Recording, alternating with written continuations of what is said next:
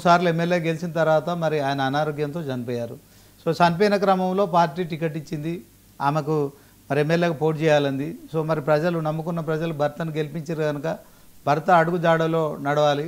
కానీ అదే క్రమంలో భర్తను కోల్పోయినవడం అనేది ఆ మహిళకి ఇంకా అంతకు మించిన పెద్ద ఇంకేముండదు, బాధ ఉండదు. ఈ అంశంలో మీరేం చెప్తారు? ముందుగా ఏంటంటే జూబ్లీహిల్స్ సంబంధించినటువంటి అక్కడ ఉన్నటువంటి మాగంటి గోపీనాథ్ గారు ఒక మంచి శాసనసభ్యులు, యువకులు, అట్లాంటి వ్యక్తిని కోల్పోవడం నిజంగా బాధాకరం. మహిళగా తను ఒక భార్యగా తనకున్నటువంటి భావోద్వేగం అనేటువంటి సహజమైనటువంటిది. దాన్ని పర్టికులర్గా దాన్ని హైలైట్ చేస్తూ ఎవరైతే కాంగ్రెస్ నాయకులు మాట్లాడిలో దాన్ని ఖచ్చితంగా తెలంగాణ జాగృతి ఖండిస్తూ ఉన్నది. ఎందుకంటే వాళ్ళు సహజమైనటువంటి భావోద్వేగానికి లోన్ అవుతారు ప్రజలు చూసినప్పుడు, అది సహజంగా జరుగుతుంది. అయితే నేను ఇక్కడ ఏం చెప్పదలుచుకున్నానంటే బీఆర్ఎస్ పార్టీ సంబంధించినటువంటి శ్రేణుల్లో కానీ బీఆర్ఎస్ పార్టీ నాయకత్వంలో కానీ మధ్యయుగం లాంటి సంబంధించినటువంటి ఆనవాళ్ళు కనిపిస్తున్నాయి. ఆ మహిళ పైన ఓ వివక్షత అనేటువంటిది, స్త్రీ సంబంధించినటువంటి అణచివేత అనేటువంటిది కనిపిస్తూ ఉందా అనేటువంటిది మీకు మీరు ఇలా ఆత్మపరిశీలన చేసుకోవాల్సినటువంటి అవసరం ఉన్నది.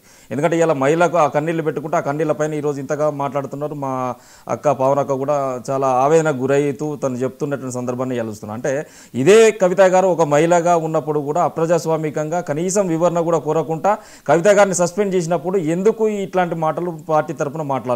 ఇదే ప్రకాష్ గారు మేధావి ముసుగుల కవిత గారి వ్యక్తిగత అసనం చేసినప్పుడు ఇదే బీఆర్ఎస్ పార్టీ ఎందుకు మాట్లాడలే? ఇదే మల్లన్న గారు జుగుప్సాకరమైనటువంటి వాక్యాలు కవిత గారి పైన మాట్లాడినప్పుడు ఇదే బీఆర్ఎస్ పార్టీలో ఉన్నటువంటి మహిళల పైన గౌరవం ఏమైంది అనేటువంటిది ఇలా నేను ప్రశ్నించదలుచుకున్నాను. ఒకటి. రెండోది ఏంటంటే జూబ్లీహిల్స్ సంబంధించినటువంటి ఎన్నికల్లో ఏదైతే ఓటు చోరీ జరుగుతుందో 23,000 ఓట్లు 2 సంవత్సరాల పీరియడ్లో పెరిగినాయి అని చెప్పేసి అంటున్నారు. ఈ 23,000 ఓట్లు కనుక పెరిగినట్లయితే ఇన్సేపు లింగం గారు కూడా మాట్లాడుతూ మైగ్రేట్ పీపుల్స్ వస్తూ ఉంటారు, పల్లెల నుంచి వస్తూ ఉంటారు, కామన్గా జరుగుతుంది, 2 నెలల కాలంలో జరిగింది.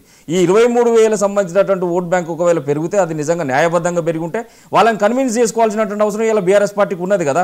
దాన్ని మర్చిపోయి ఇలా మీరు ఈ యొక్క భావోద్వేగాన్ని ముందు పెట్టుకునేటువంటి అంశాన్ని ఇలా ప్రజలు స్వీకరించరు. ఒకటి. రెండో అంశం వచ్చేసరికల్లా ఇదే సోలుపేట సంబంధించినటువంటి రామలింగారెడ్డి గారు దుబ్బాక ఎలక్షన్లో సోలుపేట సుజాత గారిని అక్కడ నిలబెడితే కూడా ఇదే హరీష్ రావు గారు ట్రబుల్ షూటర్గా ఆపద కాలంలో పార్టీని భుజస్కంధాల మీద నిలబెట్టేటువంటి వ్యక్తిగా హరీష్ రావు పోయి పొద్దు మాపు అక్కడ పనిచేసినా కానీ అక్కడ 6,000 పైసలు కోట్లతో బీజేపీ అభ్యర్థి గెలిచిండు. ఇది ఒక సెంటిమెంట్ సంబంధించిందే, భర్తను కోల్పోయినటువంటి అంశమే.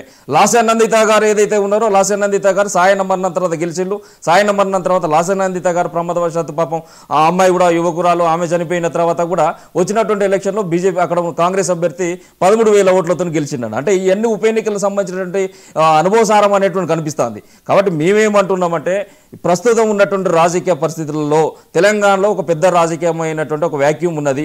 ఈరోజు ఆధునిక కాలంలో ఒక ఇందిరాగాంధీ గారు కావచ్చు, ఒక సోనియా గాంధీ గారు కావచ్చు, ఒక ప్రతిభా పాటిల్ కావచ్చు, లేకపోతే ఒక మీరా కుమారి కావచ్చు, లేకపోతే ఒక జయలలిత గారు, ఇలా అనేక మంది సంబంధించిన మహిళా మనులు ఈ దేశాన్ని వేలిలు.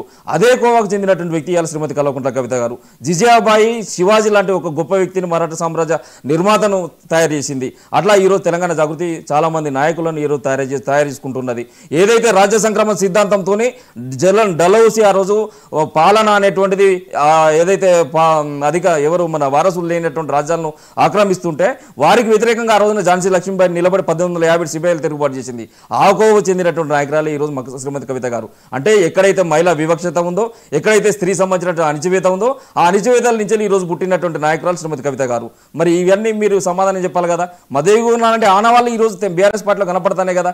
ఈరోజు ఎక్కడో బస్టాండ్లో కూర్చున్నట్టుగా మా సవితమ్మ అని చెప్పేసి కాంగ్రెస్ సంబంధించిన నాయకులు ఆ రోజున అసెంబ్లీలో ఒక మాట అవమాన పరిస్థితి మొత్తం అధ్యక్షులు ఇదే ఇంటి ఆడబిడ్డ పైన ఇన్ని అవమానాలు చేసి ఇంత రకంగా వివక్షత గురి చేస్తుంటే మరి ఈ రోజు బీఆర్ఎస్ సంబంధించిన నాయకులు ఆ రోజున ఎందుకు ఖండించలేకపోయారు? దీన్ని కూడా సమాధానం చెప్పాలి. ఇవన్నీ కూడా ఒక్కొక్క సంబంధించినటువంటి అంశాల కిందకి వస్తాయి కాబట్టి దీనిపైన సమాధానం చెప్పాల్సిన అవసరం ఉన్నది. రైట్. ఓకే శ్రీకాంత్ గారు, ఒకసారి బాలస్వామి గారు పొలిటికల్ అనలిస్ట్, ఆయన ఏం చెప్తారు విందాం. బాలస్వామి గారు కాస్త ఆలస్యంగా జాయిన్ అయ్యారు మీరు. సో మొత్తానికి ఒకవైపు సుప్రీంకోర్టులో కాంగ్రెస్ స్పెషల్ పిటిషన్ వేసి